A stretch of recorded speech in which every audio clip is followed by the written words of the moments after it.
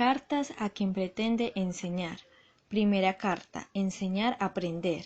Lectura del mundo, lectura de la palabra.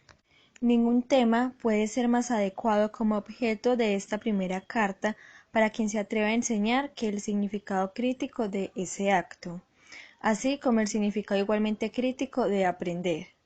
Es que el enseñar no existe sin el aprender, y con esto quiero decir más que lo que diría si dijese que el acto de enseñar exige la existencia de quien enseña y de quien aprende. Quiero decir que el enseñar y el aprender se van dando de manera tal que, por un lado, quien enseña aprende porque reconoce un conocimiento antes aprendido, y por el otro, porque observando la manera como la curiosidad del alumno aprendiz trabaja para aprender lo que se le está enseñando, sin lo cual no aprende, el educador se ayuda a descubrir dudas, aciertos y errores. El aprendizaje del educador al enseñar no se da necesariamente a través de la rectificación de los errores que comete el aprendiz. El aprendizaje del educador al educar se verifica en la medida en que éste, humilde y abierto, se encuentra permanentemente disponible para repensar lo pensado, para revisar sus posiciones. Se percibe en cómo busca involucrarse con la curiosidad del alumno y los diferentes caminos y senderos que ésta lo hace recorrer. Alguno de esos caminos y alguno de esos senderos que a veces recorre la curiosidad casi virgen de los alumnos están cargados de sugerencias, de preguntas que el educador no había notado antes. Pero ahora, al enseñar no como un burócrata de la mente, sino reconstruyendo los caminos de su curiosidad, razón por la que su cuerpo consciente, sensible, emocionado se abre a las adivinaciones de los alumnos, a su ingenuidad y a su criticidad. El educador tiene un momento rico de su aprender en el acto de enseñar. El educador aprende primero a enseñar, pero también aprende a enseñar al enseñar algo que es reaprendido por estar siendo enseñado. No obstante, el hecho de que enseñar enseña al educador a transmitir un cierto contenido no debe significar en modo alguno que el educador se aventure a enseñar sin la competencia necesaria para hacerlo, ni lo autoriza a enseñar lo que no sabe. La responsabilidad ética, política y profesional del educador le impone el deber de prepararse, de capacitarse, de graduarse antes de iniciar su actividad docente. Esa actividad exige que su preparación, su capacitación y su graduación se transformen en procesos permanentes. Su experiencia docente, si es bien percibida y bien vivida, va dejando claro que requiere una capacitación constante del educador, capacitación que se basa en el análisis crítico de su práctica. Partamos de la experiencia de aprender, de conocer, por parte de quien se prepara para la tarea docente, lo que necesariamente implica estudiar. Desde ya no es mi intención escribir prescripciones que deban ser seguidas rigurosamente, lo que significaría una contradicción frontal con todo lo que he dicho hasta ahora. Por el contrario, lo que aquí me interesa, de acuerdo con el espíritu del libro en sí, es desafiar a sus lectores y lectoras sobre ciertos puntos o aspectos, insistiendo en que siempre hay algo diferente para hacer en nuestra vida educativa cotidiana, ya sea que participemos en ella como aprendices y por lo tanto educadores o como educadores y por eso aprendices también. No me gustaría dar la impresión, sin quererlo, de estar dejando absolutamente clara la cuestión del estudiar, del leer, del observar, del reconocer las relaciones entre los objetos para conocerlos. Estoy intentando aclarar algunos puntos que merecen nuestra atención en la comprensión crítica de estos procesos.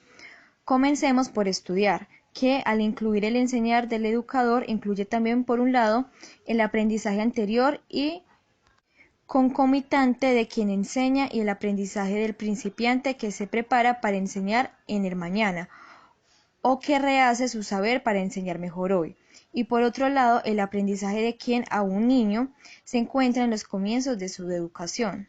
Como preparación del sujeto para aprender, estudiar es en primer lugar un quehacer crítico, creador, recreador. No importa si yo me comprometo con él a través de la lectura de un texto que trata o discute un determinado contenido que me ha sido propuesto por la escuela, o si lo realizo partiendo de una reflexión crítica sobre cierto suceso social o natural, que como necesidad de la propia reflexión me conduce a la lectura de textos que mi curiosidad y mi experiencia intelectual me sugieren o que me son sugeridos por otros.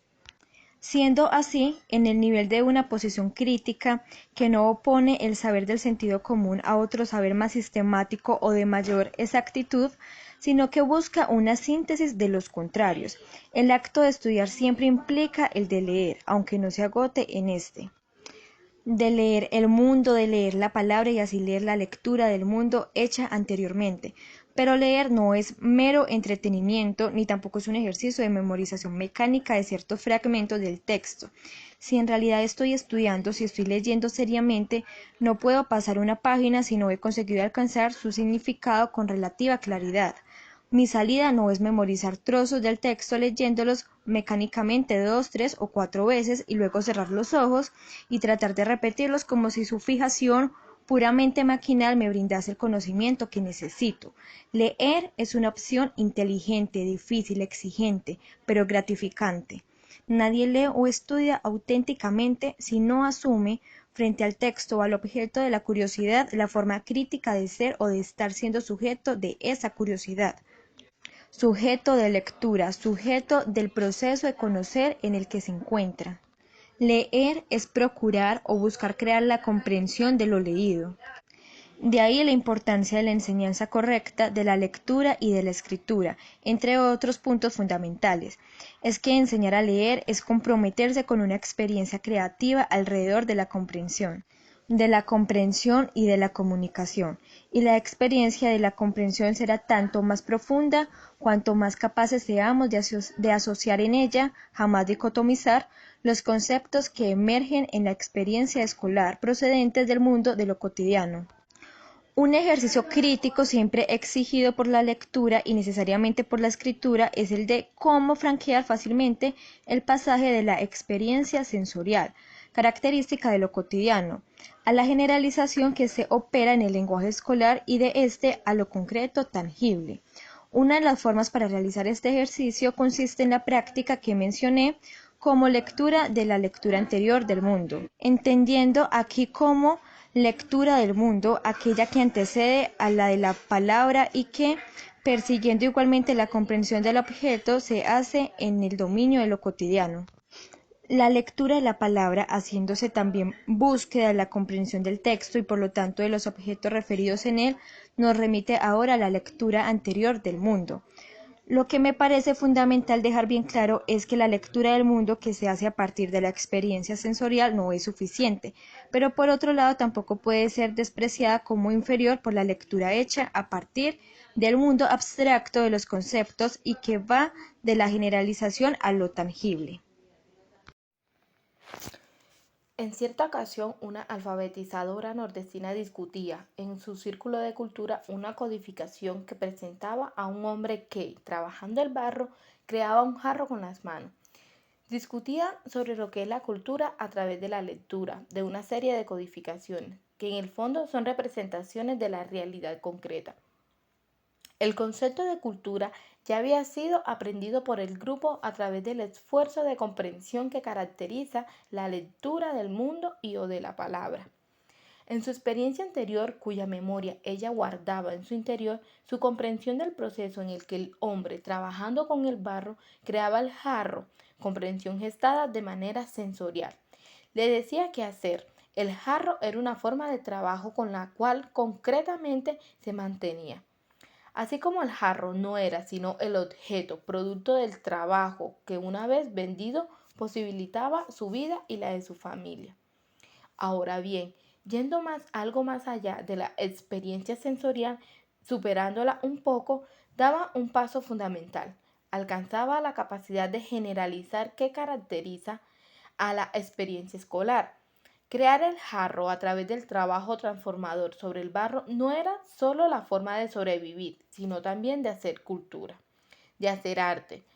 Fue por eso que, releyendo su anterior lectura del mundo y de los quehaceres en el mundo, aquella alfabetizadora nordestina dijo segura y orgullosa: hago cultura, hago esto. En otra ocasión presencié una experiencia semejante desde el punto de vista de la inteligencia del comportamiento de las personas. Ya me he referido a este hecho en otro trabajo, pero no hace mal que ahora lo retome. Estaba yo en la isla de Sao Tomé, en África Occidental, en el Golfo de Guinea. Participaba en el primer curso de capacitación para alfabetizadores junto a educadores y educadoras nacionales. Un pequeño pueblo de la región pesquera llamado Porto Montt había sido escogido por el equipo nacional como centro de las actividades de capacitación. Yo ya había sugerido a los miembros del equipo nacional que la capacitación de los educadores y de las educadoras no se efectuase siguiendo ciertos métodos tradicionales que separan la teoría de la práctica.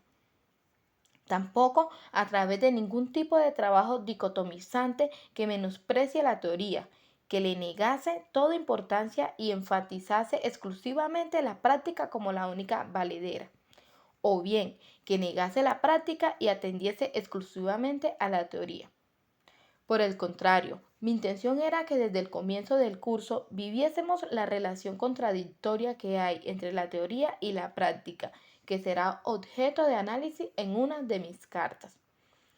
Por esa razón yo rechazaba cualquier forma de trabajo en que se reservasen los primeros momentos del curso para las exposiciones llamadas teóricas sobre el tema fundamental de la capacitación de los futuros educadores y educadoras. Este era el momento para los discursos de algunas personas consideradas como las más capaces para hablarle a los otros. Mi convicción era otra.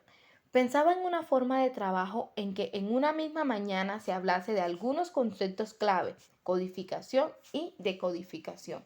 Por ejemplo, como si estuviésemos en un momento de presentaciones, sin pensar ni por un instante que la presentación de ciertos conceptos fuese suficiente para dominar la comprensión de los mismos. Eso lo lograría la discusión crítica sobre la práctica en la que iban a iniciarse. Así, la idea básica, aceptada y puesta en práctica era la de que los jóvenes que se preparasen para la tarea de educadoras y educadores populares debían coordinar las discusiones sobre codificaciones en un círculo de cultura de 25 participantes. Los participantes del círculo de cultura tenían conciencia de que se trataba de un trabajo de capacitación de educadores. Antes del comienzo se discutió con ellos su tarea política, la de ayudarnos sabiendo que iban a trabajar con jóvenes en pleno proceso de capacitación. Sabían que ellos, así como los jóvenes que iban a ser capacitados, jamás habían hecho lo que iban a hacer ahora.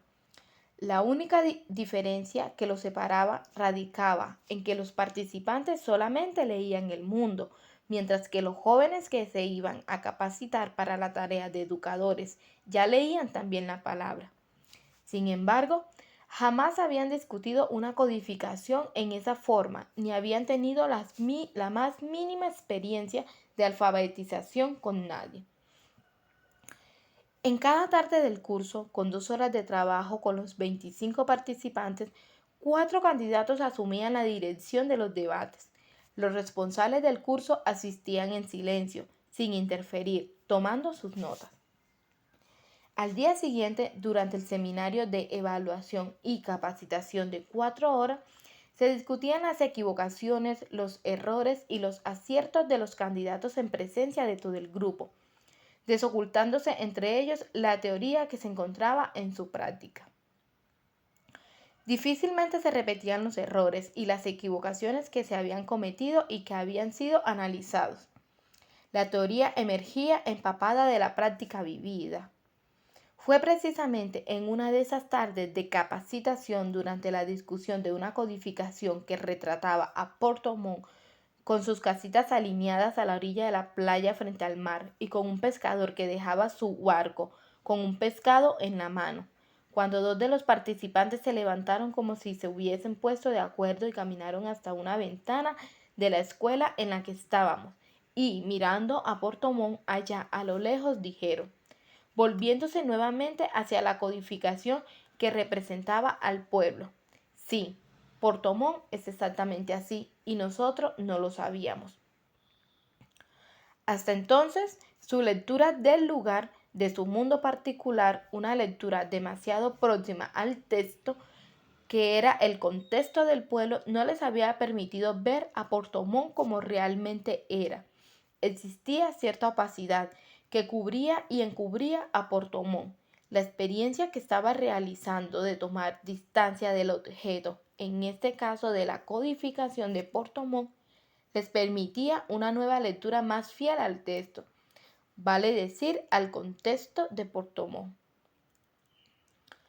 La toma de distancia que la lectura de la codificación les permitió los aproximó más a Puerto Montt como texto que está siendo leído. En esta nueva lectura rehizo la anterior, por eso dijeron, sí, Puerto Montt es exactamente así y nosotros no lo sabíamos. Inmersos en la realidad de su pequeño mundo, no eran capaces de ver, tomando distancia de aquella, emergieron y así vieron como jamás habían visto hasta entonces. Estudiar es desocultar, es alcanzar la comprensión más exacta del objeto, es percibir sus relaciones con los otros objetos. Implica que el estudioso, sujeto del estudio, se arriesgue, se aventure, sin lo cual no crea ni recrea. También por eso es que enseñar no puede ser simplemente proceso, como he dicho tantas veces, de transferencia de conocimientos del educador al aprendiz, transferencia mecánica de la que resulta la memorización mecánica que ya he criticado. Al estudio crítico corresponde una enseñanza también crítica, que necesariamente requiere una forma crítica de comprender y de realizar la lectura de la palabra y la lectura del mundo, la lectura del texto y la lectura del contexto.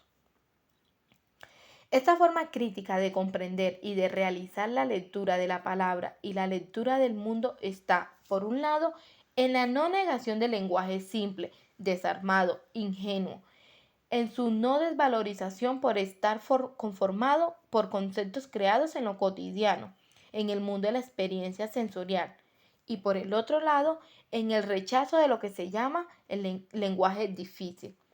Imposible porque se desarrolla alrededor de conceptos abstractos. Por el contrario, la forma crítica de comprender y de realizar la lectura del texto y del contexto no excluye ninguna de las dos formas de lenguaje o de síntesis. Reconoce incluso que el escritor que utiliza el lenguaje científico, académico, al tiempo que debe tratar de ser accesible, menos cerrado, más claro, menos difícil, más simple, no puede ser simplista. Nadie que lea, que estudie, debe abandonar la lectura de un texto por considerarlo difícil, por el contrario de no haber entendido, por ejemplo, lo que significa la palabra epistemología. Así como un albañil no puede prescindir de un conjunto de instrumentos de trabajo sin los cuales no levantará las paredes de la casa que está construyendo, del mismo modo el lector estudioso precisa de ciertos instrumentos fundamentales sin los cuales no puede leer o escribir con eficiencia. Diccionarios, entre ellos el etimológico, filosófico, el de sinónimos y antónimos, manuales de conjugación de los verbos, de los sustantivos y adjetivos, enciclopedias, lectura comparativa del texto de otro autor que trate el mismo tema y cuyo lenguaje sea menos complejo. Usar estos instrumentos de trabajo no es una pérdida de tiempo, como muchas veces se piensa. El tiempo que yo utilizo cuando leo y escribo o cuando escribo y leo consultando enciclopedias y diccionarios, leyendo capítulos o trozos de libros que puedan ayudarme en un análisis más crítico de un tema, es tiempo fundamental de mi trabajo, de mi oficio placentero de leer o escribir. Como lectores no tenemos derecho a esperar, mucho menos a exigir, que los escritores realicen su tarea, la de escribir, y casi la nuestra, la de comprender lo escrito, explicando lo que quisieron decir con esto o con aquello cada paso en el texto o en una nota al pie de la página. Su deber como escritores es escribir de un modo simple, escribir ligero, es facilitar, no dificultar la comprensión del lector, pero no es darle las cosas hechas y prontas. La comprensión de lo que se está leyendo o estudiando no sucede repentinamente como si fuera un milagro. La comprensión es trabajada, forjada por quien lee, por quien estudia, por quien al ser el sujeto de ella debe instrumentarse para hacerla mejor. Por eso mismo leer, estudiar, es un trabajo paciente, desafiante y persistente. No es tarea para gente demasiado apresurada o poco humilde, que en vez de asumir sus deficiencias prefiere transferirlas al autor o a la autora del libro considerando que es imposible estudiarlo. También hay que dejar bien claro que existe una relación necesaria entre el nivel del contenido del libro y el nivel de capacitación actual del lector. Estos niveles abarcan la experiencia intelectual del autor y del lector. La comprensión de lo que se lee tiene que ver con esa relación. Cuando la distancia entre esos niveles es demasiado grande, cuando uno no tiene nada que ver con el otro, todo esfuerzo en búsqueda de la comprensión es inútil. En este caso, no se está dando la consonancia entre el tratamiento indispensable de los temas por parte del autor del libro y la capacidad de aprehensión por parte del lector del lenguaje necesario para este tratamiento. Es por esto que estudiar es una preparación para conocer, es un ejercicio paciente e impaciente de quien, sin pretenderlo todo de una sola vez, lucha para hacerse la oportunidad de conocer. El tema del uso necesario de instrumentos indispensables para nuestra lectura y para nuestro trabajo de escribir trae a colación el problema del poder adquisitivo del estudiante y las maestras y maestros, en vista de los costos elevados para tener diccionarios básicos de la lengua, diccionarios filosóficos, etc. Poder consultar este material es un derecho que tienen todos los alumnos y los maestros, al que corresponde el deber de las escuelas de hacerles posible la consulta, equipando o creando sus bibliotecas con horarios realistas de estudio. Reivindicar este material es un derecho y un deber de los profesores y de los estudiantes. Me gustaría retomar algo a lo que hice referencia anteriormente, la relación entre leer y escribir, entendidos como procesos que no se pueden separar, como procesos que deben organizarse de tal modo que ambos sean percibidos como necesarios para algo, como algo que el niño necesita, como resaltó Vygotsky y nosotros también. En primer lugar, la oralidad antecede a la grafía, pero la trae en sí desde el primer momento en que los seres humanos se volvieron socialmente capaces de ir expresándose a través de símbolos, que decían algo de sus sueños, de sus miedos, de su experiencia social, de sus esperanzas, de sus prácticas. Cuando aprendemos a leer, lo hacemos sobre lo escrito por alguien que antes aprendió a leer y a escribir. Al aprender a leer, nos preparamos para, a continuación, escribir el habla que socialmente construimos. En las culturas letradas, si no se sabe leer ni escribir, no se puede estudiar. Tratar de conocer, aprender la sustantividad del objeto, reconocer críticamente la razón del ser del objeto. Uno de los errores que cometemos es el de dicotomizar el leer y el escribir, y desde el comienzo de la experiencia en la que los niños ensayan sus primeros pasos en la práctica de la lectura y de la escritura. Tomamos estos procesos como algo desconectado del proceso general del conocer. Esta dicotomía entre leer y escribir nos acompaña siempre, como estudiantes y como maestros. Tengo una enorme dificultad para hacer mi tesis. No sé escribir. Es la afirmación común que se escucha en los cursos de posgrado en los que he participado. En el fondo, esto lamentablemente revela cuán lejos estamos de una comprensión crítica de lo que es estudiar y de lo que es enseñar. Es preciso que nuestro cuerpo, que se va haciendo socialmente actuante, consciente, hablante, lector y escritor, se adueñe de manera crítica de su forma de ir siendo lo que es parte de su naturaleza, constituyéndose histórica y socialmente. Esto quiere decir que es necesario no solo que nos demos cuenta de cómo estamos siendo, sino que nos asumamos plenamente como esos seres programados para aprender, de los que nos habla Francois Jacob. Resulta necesario entonces que aprendamos a aprender, vale decir que entre otras cosas le demos el lenguaje oral y escrito a su uso, la importancia que le viene siendo reconocida científicamente. A los que estudiamos, a los que enseñamos, y por eso también estudiamos. Ese lenguaje se nos impone junto con la necesaria lectura de textos, la redacción de notas, de fichas de lectura, la redacción de pequeños escritos sobre las lecturas que realizamos, en el contacto con buenos escritores, buenos novelistas, buenos poetas, científicos, filósofos, que no temen trabajar su lenguaje en la búsqueda de la belleza, de la simplicidad y de la claridad. Si nuestras escuelas desde la más tierna edad de sus alumnos se entregasen el trabajo de estimular en ellos el gusto por la lectura y la escritura, y si ese gusto continuase siendo estimulado durante todo el tiempo de su escolaridad, posiblemente habría un número bastante menor de posgraduados hablando de su inseguridad o de su incapacidad para escribir. Si estudiar no fuese para nosotros casi siempre una carga, si leer no fuese una obligación amarga que hay que cumplir, si por el contrario estudiar y leer fuesen fuente de alegría y placer, de la que surge también el conocimiento indispensable con el cual nos movemos mejor en el mundo, tendríamos índices que revelarían una mejor calidad en nuestra educación. Es un esfuerzo que debe comenzar con los preescolares, intensificarse en el periodo de la alfabetización y continuar sin detenerse jamás. La lectura de Piaget, de Vygotsky, de Emilia Ferreiro, de Magdalena Whitford, entre otros, así como la lectura de especialistas que no tratan propiamente de la alfabetización, sino del proceso de lectura, como Marisa Lajolo y Ezequiel, son de importancia indiscutible, pensando en la relación de intimidad entre pensar, leer y escribir, y en la necesidad que tenemos de vivir intensamente esa relación. Yo sugeriría a quien pretenda experimentarlas rigurosamente que se entregue a la tarea de escribir algo por lo menos 3 veces por semana. Una nota sobre una lectura, un comentario sobre algún suceso del cual tomó conocimiento por la prensa, por la televisión, no importa.